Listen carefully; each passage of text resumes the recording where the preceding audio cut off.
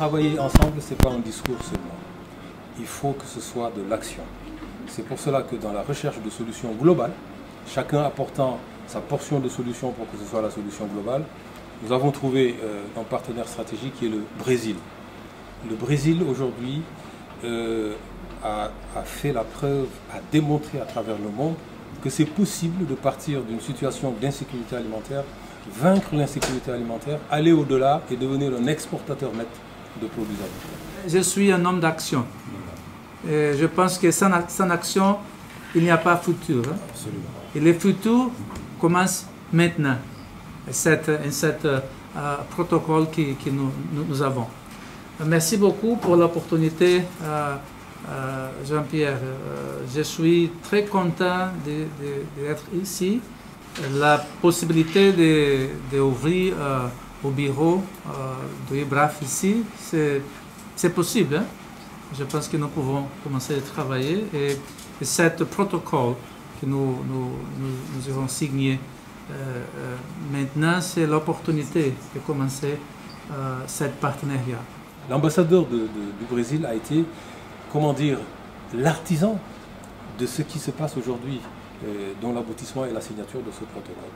C'est lui qui a initié tout ça, et c'est comme ça que le professeur est arrivé, pour qu'on puisse signer ça. Mais pour pouvoir réussir tout ça, il faut embarquer, disons, dans notre pirogue Sénégal, des institutions qui ont fait leurs preuves à travers l'Afrique, parce que c'est ça aussi, travailler ensemble. C'est pour ça que le docteur Diamé est avec nous, qui a un savoir-faire avéré, qui a aussi une expérience à revendre, pour que vraiment tout ce programme que nous sommes en train de mener, que nous ayons de notre côté toutes les chances pour le réussir.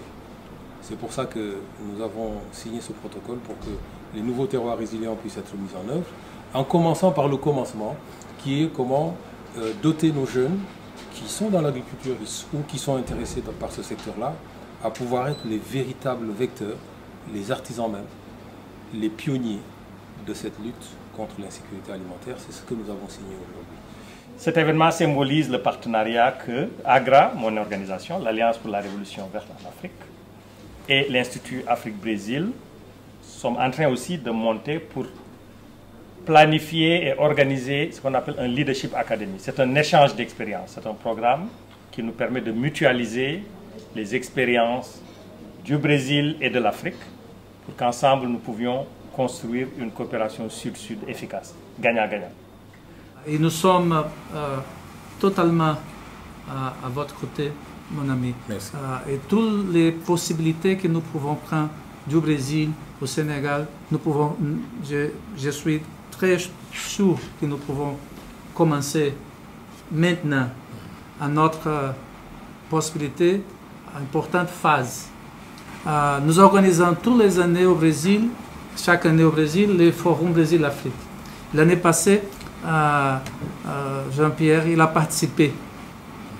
Mais cette année, il va participer aussi, mais comme speaker.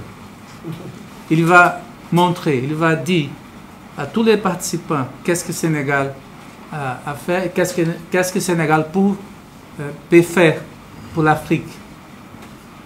Je pense que cette opportunité que nous avons maintenant, c'est important pour le Brésil aussi. Hein.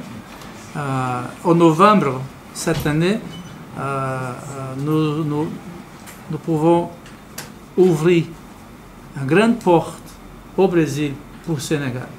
À partir du mois de mai, nous, on aura déjà démarré, nous, ce premier trimestre des choses sur le terrain, sélectionner les zones, voir un peu quels sont les terroirs dans lesquels nous allons démarrer. Mais ce qui est sûr, c'est que le planning qui a été fait, c'est que dès le mois de mai, nous avons déjà une première cohorte de jeunes qui partent au Brésil, qui, eux, vont bénéficier du savoir-faire, voir sur le terrain comment ça se passe et pouvoir revenir. Et vous avez entendu parler des unités mobiles de prestation de services. Comment former des jeunes capables d'offrir du service agricole à nos fermiers et que ces fermiers-là puissent rentabiliser leur exploitation familiale.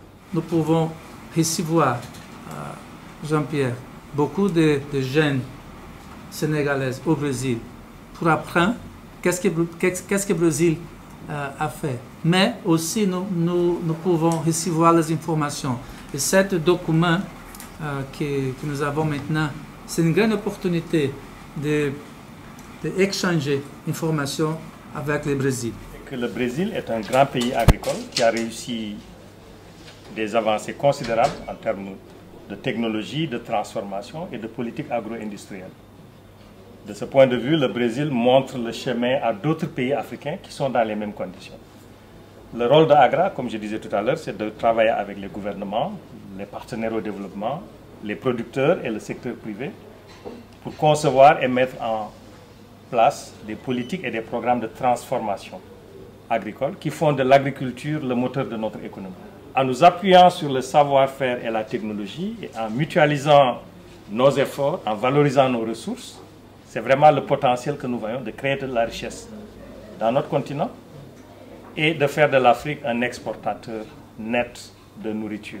Le Brésil a déjà fini la faim. C'est possible de finir la faim ici au Sénégal. Je pense que le résultat sera l'éradication totale de la faim. Donc assister à ce mariage, c'est peut-être l'idéal. Je suis un témoin privilégié et je pense que nous allons encourager d'autres pays à vous observer. Donc j'accepte l'optimisme et la détermination de M. le ministre. Parce qu'il faut le dire, l'agriculture demande une vision, une continuité, accepter de mettre en œuvre, d'apprendre et d'améliorer.